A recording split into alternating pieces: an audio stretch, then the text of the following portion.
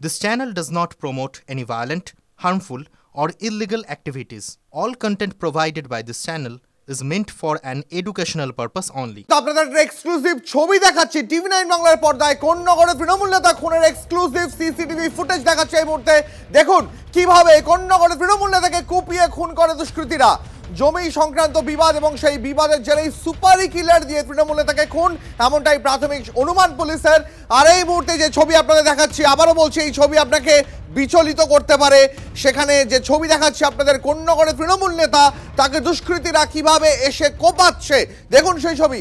ওই তৃণমূল নেতা বাইকে চেপে বসেছিলেন, আচমকাই পিছন থেকে দুষ্কৃতীরা দৌড়ে আসে এবং তাকে কোপাতে শুরু করে। কোন নগরে তৃণমূল নেতা খুন, সেই খুনে এখনো পর্যন্ত 3 জনকে পুলিশ গ্রেপ্তার করতে পেরেছে, তাদের মধ্যে সুপারি কিলারও রয়েছে। এখনো পর্যন্ত মনে করা হচ্ছে জমি সংক্রান্ত বিবাদের জন্য এই খুন। তবে এই মুহূর্তে তার সিসিটিভি ফুটেজ দেখাচ্ছে একদম সেই মুহূর্তের ঘটনা। টিভি 9 বাংলা এক্সক্লুসিভ আশিক ইনসান রয়েছেন আমাদের সঙ্গে। আশিক, যে সিসিটিভি ফুটেজ এই মুহূর্তে আমরা টিভি 9 বাংলা দেখাচ্ছি, সেখানে দেখতে পাওয়া যাচ্ছে ওই তৃণমূল নেতা বাইকে চেপে কোথাও একটা যাওয়ার চেষ্টা করছিলেন, আচমকাই দুষ্কৃতীরা এসে তাকে ধারালো অস্ত্র দিয়ে কোপাতে শুরু করে। পুলিশ কি বলছে?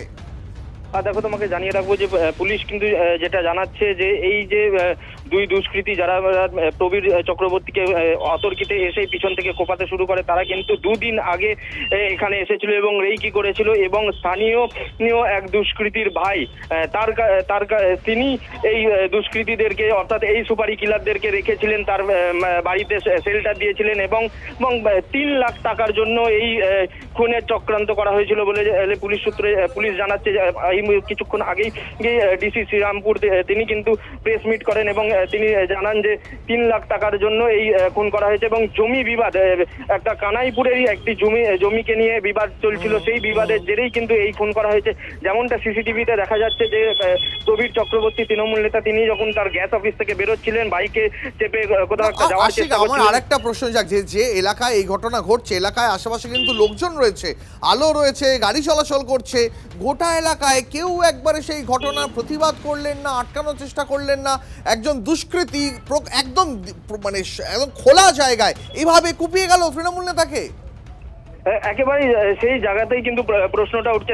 দেখো, সিসিটিভিতে কিন্তু দেখা যাচ্ছে যে সময় তাকে কোপানো হচ্ছে সেই সময় কিন্তু প্রবীর চক্রবর্তীর যে অফিস রয়েছে সেই অফিস থেকে 2 জন বেরোতে আসতে গেলে তাদেরকে দিকেও কিন্তু এগিয়ে যায় এই দুষ্কৃতীরা এবং তারা কিন্তু ভয়েতে, যারা স্থানীয় বাসিন্দা সেখানে যাতায়াত করছিলেন, তারা কিন্তু ভয়েতে কেউ এগিয়ে আসেনি যে সময় তৃণমূল নেতাকে কোপানো হচ্ছিল এবং সেখানেই কিন্তু তিনি লুটিয়ে পড়েন। একদম ধন্যবাদ আশিক। সেই ছবি আমরা দেখাচ্ছি, আরো একবার সেই ছবি আপনাদের দেখাচ্ছি। দেখুন এক্সক্লুসিভ সিসিটিভি ফুটেজ, কোন নগরে তৃণমূল নেতা খুন, সেই খুনের সিসিটিভি ফুটেজ দেখাচ্ছি। আবারও বলছি এই ফুটেজ আপনাকে বিচলিত করতে পারে।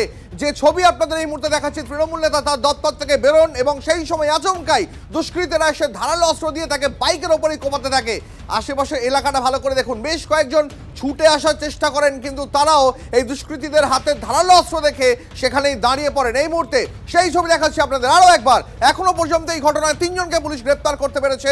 সুপারি কিলার এনে রীতিমতো রেইকি করে এই খুন করা হয়েছে, এমনটাই অনুমান পুলিশের।